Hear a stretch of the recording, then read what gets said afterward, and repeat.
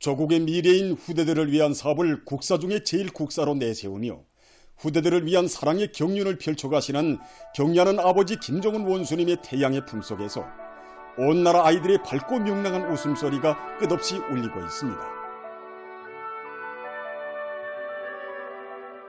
조국을 떠메고 나갈 앞날의 주인공들인 우리 아이들을 위해서는 아까울 것이 하나도 없다시며 여러 같은 사랑으로 혁명의 미래를 꽃피우시는 경리하는 원수님의 위대한 혼신의 자욱은 원아들의 행복의 보금자리인 평양 육아원과 평양 애육원에도 뜨겁게 새겨져 있습니다. 우리 평양 육아원과 애육원이 새롭게 일도선 때로부터 9년이 되옵니다. 바로 원아들이 이런 새 보금자리를 일도지어주기 위해 2014년 한 해만도 경리하는 청소동지께서는 세 차례나 평양 육아원 애육원 건설장을 찾아주셨습니다. 여기에 모셔진 용상사진문원이 2014년 8월 12일 두 번째로 우리 육아원 건설장을 찾으시어서 귀중한 가르치심을 주시는 경리하는 청소동지 용상사진문원입니다. 그날 날씨는 30도씨를 오르내렸습니다.欄干도 없는 건물이 여러 곳을 돌아보시며 경리하는 청소동지께서는 건설이 완공되면 원아들이 무척 좋아할 것이라고 아이들이 덩심에 맞게 내부 장식이랑 더 잘해서 모든 장소들이 원아들이 지능개발과 올바른 도덕 품성을 소유하는 데 이바지할 수 있게 해야 한다고 하시면서 정말 오랜 시간 건설장을 돌아보셨습니다. 우리 원아들도 혁명의 계승자, 미래의 욕군이라고 하시면서 우리 당의 후대사랑, 미래사랑에 철저히 구현된 이런 노동당 시대 본보기 건축물로 일도세워야 한다고 이런 구체적인 가르치심을 주시던 그날 경리하는 청소동지 어쩌라군 땀에 젖어 있었습니다. 전국의 모든 육아원 애육원들을 혁명가 유자녀들을 키우는 혁명학원 수준으로 꾸리자는 것이 당의 확고한 결심이라고 하시며 풍치수리한 대동강 기슭에 그 토전도 잡아주신 경리하는 아버지 김정은 원수님.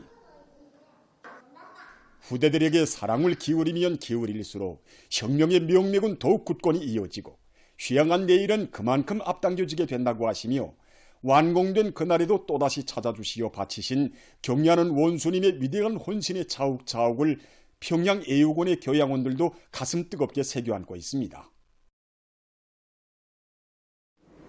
9회 10월 경리하는 청비서동지께서는 평양 육아원과 우리 애육원을 또다시 찾아주셨습니다.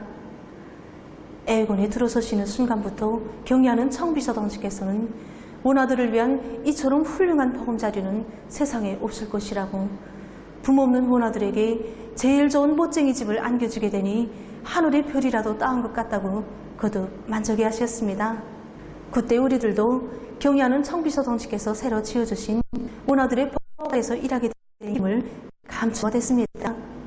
우리들을 바라보시며 경리하는 청비서동지께서는 세상에 없는 원아들의 궁전이 꾸려지니 위대한 장군님이 그립다고 평양 육아원과 애육원을 장군님께 보여드리고 싶지만 그렇게 할 수 없으니 정말 아쉽게 그지없고 안타까운 마음을 어떻게 표현했으면 좋을지 모르겠다고 절절히 말씀하셨습니다. 그러시면서 우리는 부모 없는 아이들을 잘 보살펴주고 남부럽지 않게 내세워 그들 모두를 나라의 욕군으로 키워야 한다고 그렇게 해야 부모 없는 아이들을 위해 늘 마음 쓰신 위대한 시령님과 장군님의 서원을 풀어드릴 수 있다고 다시금 절절히 말씀하셨습니다. 우리 아이들을 키우는데 억만자리의 품이 든다고 하여도 그것을 고생으로가 아니라 행복으로 여기시는 경리하는 원수님의 다심하고 따뜻한 품속에서 오늘도 평양 육아원과 평양 애육원의 원아들은 한 점의 그늘도 없이 무럭무럭 자라나고 있습니다.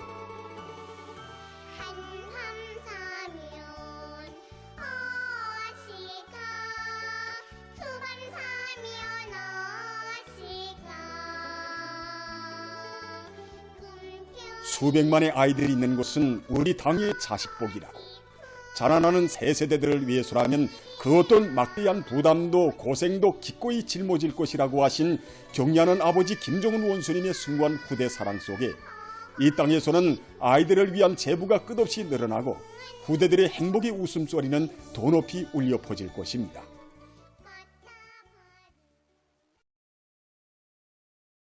경의하는 김정은 동지의 도리에 일치 단결하여 부흥 강국 건설의 전환 쪽 국면을 힘차게 열어나가자. 충성과 애국의 위대한 힘으로 자력본용의 활로를 열어나가자.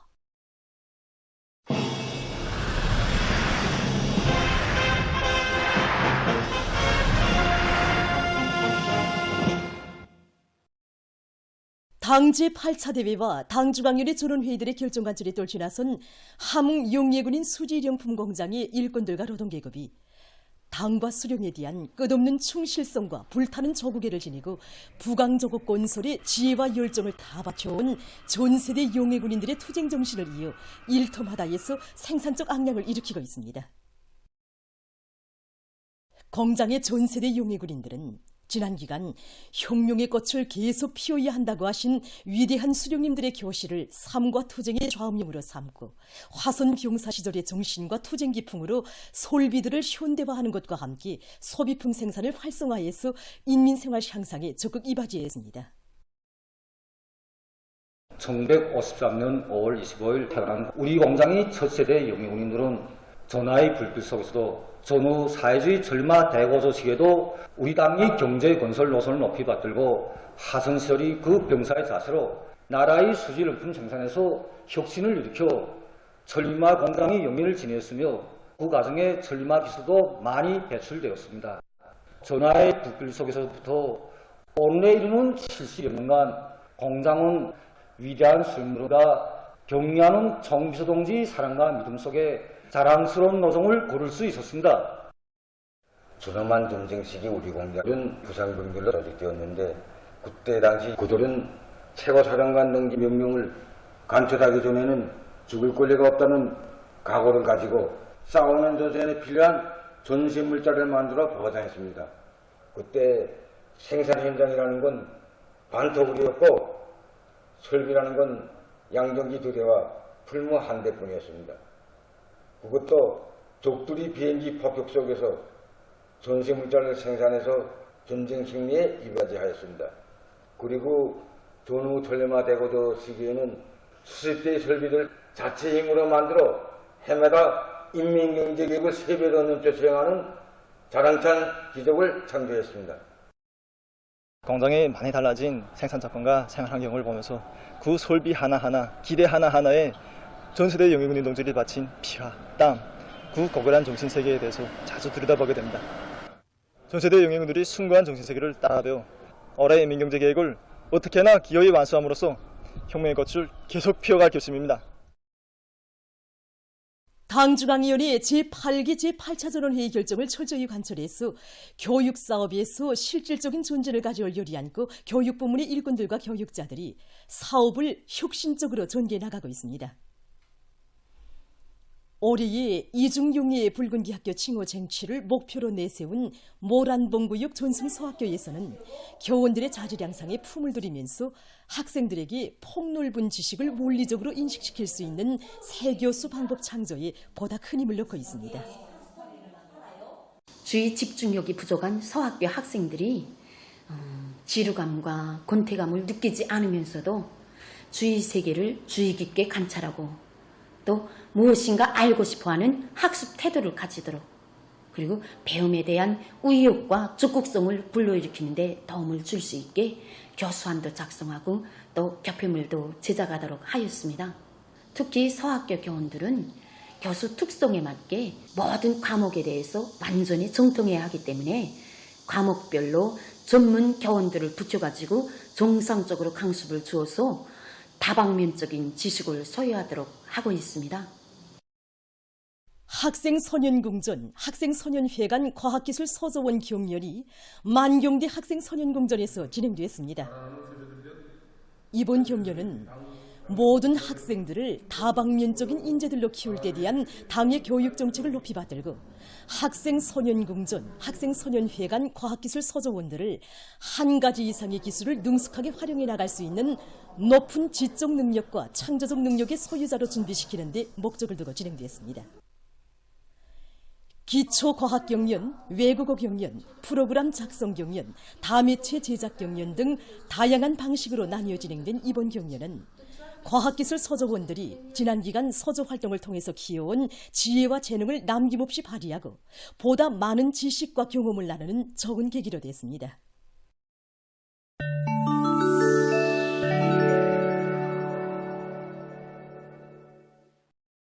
중국의 여러 지역에서 폭우가 내려 피해가 났습니다. 베이징시에서는 폭우로 8일 현재 30여 명이 사망하고 18명이 행방불명됐다고 합니다. 폭우로 큰 물이나 약 5만 9천 채의 살림집들이 파괴됐으며 총 피해자 수는 129만 명에 달했다고 합니다. 시에서는 태풍의 영향으로 지난 7월 29일부터 폭우가 계속되고 있으며 이 기간 시적인 평균 비 내림량은 331mm에 달했다고 합니다. 피해가 심한 일부 지역에서는 740mm 이상의 많은 비가 내렸는데 이것은 140년 만에 가장 많은 강수량이라고 합니다. 한편 사천성 아안시에서도 폭우로 큰 물피해를 입었습니다. 많은 비가 내려 강물이 범람하면서 여러 명이 떠내려갔으며 많은 사람들이 오도 가도 못하고 갇혀 있다고 합니다. 현지에서 생존자들을 찾기 위한 구조 작업이 진행되고 있다고 합니다. 위엔남의 북부 지역에서 최근 폭우에 의한 피해를 입었습니다. 8일 이 나라 재해관리기관은 폭우로 큰 물과 산사태가 나 11명이 사망하고 5명이 부상당했다고 밝혔습니다. 세계적으로 야생동물의 마리수가 계속 감소되고 있습니다.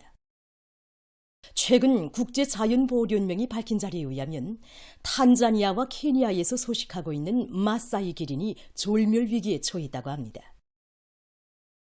미렵행위와 소식지 파괴 등 여러 가지 요인으로 해서 지난 30년 동안 마사이 기린의 마리수는 절반으로 줄어들어 현재 3만 5천 마리밖에 남지 않았다고 합니다.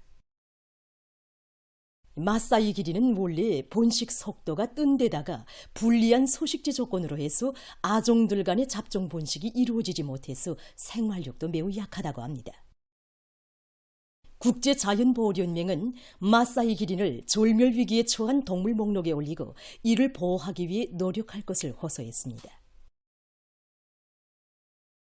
최근 자연에너지를 이용한 전력 생산 분야에서 새로운 기술들이 적극 도입되고 있습니다.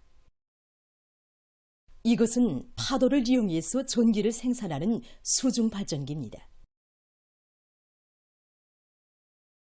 높이가 7m이고 직경이 4m, 무게가 50톤인 이 발전기는 크게 부유장치와 원통용 저장고로 이루어져 있습니다. 동작 원리를 보면 발전기우로 파도가 지나갈 때 압력에 의해서 부유장치는 밑으로 내려가고 이때 밑부분에 압축되어 있던 공기는 다시 부유장치를 우로 올리 밀어준다고 합니다. 그러면 실린더 안에 있는 발전장치가 동작하면서 전기를 생산한다고 합니다. 이 수중발전기는 파도가 정상 상태인 경우 한 번에 10kW의 전기를 생산하며 최고 80kW까지 생산할 수 있다고 합니다. 연구사들은 앞으로 이 발전기에 대한 연구를 심화시켜 전력 생산량을 더욱 늘릴 계획이라고 합니다. 보도를 마칩니다.